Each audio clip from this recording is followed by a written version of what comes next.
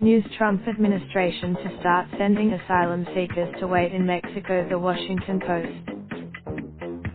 U.S. officials at the southern border will begin sending some asylum applicants back to Mexico on Friday as the Trump administration implements new measures preventing migrants from waiting in the United States while their cases are processed. The initiative, announced by the Department of Homeland Security on Thursday night, follows late last year as U.S. border officials struggled to contend with waves of Central American migrants fleeing violence and poverty. It will be introduced. The Trump administration has struggled to devise effective deterrence, and its other attempts, including the forced separation of migrant children from their families, have incited enormous public backlash. This latest effort, according to a fact sheet distributed by DHS, these new measures will apply to certain aliens attempting to enter the U.S. illegally or without documentation, including those who claim asylum. It says they will note, in an accompanying statement, Homeland Security Secretary Kirstjen Nielsen called the new measure unprecedented and intended to address the ongoing humanitarian and security crisis at our southern border. For far too long, Nielsen said, our immigration system has been exploited by smugglers, traffickers, and those who have no legal right to remain in the United States. The plan had been informally called Remain in Mexico and followed delicate negotiations with the administration of Mexico's new leftist president, Manuel L. less than or equal to López Obrador, who took office December 1st. On Thursday, immigrant rights groups have opposed it, saying it violates U.S. and international asylum laws and could face court challenges. The president thinks White House officials did not respond to requests for comment Thursday. Tercio Gil, who heads Mexico's immigration agency, said he had not received any communication from the United States about when implementation of the measures would begin.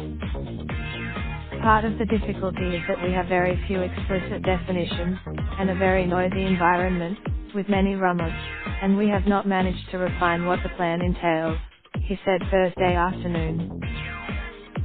Gil said he was concerned about the measures and Mexico's ability to accommodate migrants who could spend months or years in the country as their asylum claims are processed.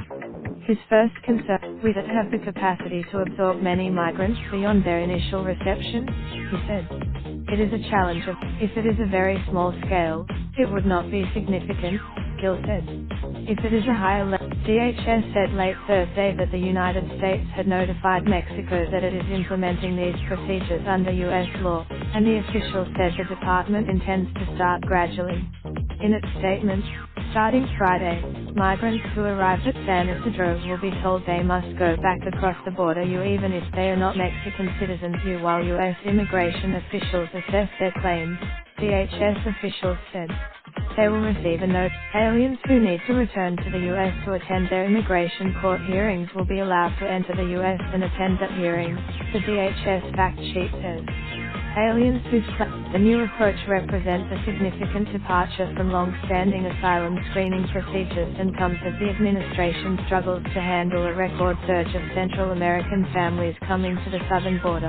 In fiscal 2, Trump administration officials have acknowledged that the president's proposed border wall would have little effect in stemming the flow of migrant families seeking asylum, as they often surrender to authorities, in accordance with the law, once they arrive on U.S. soil.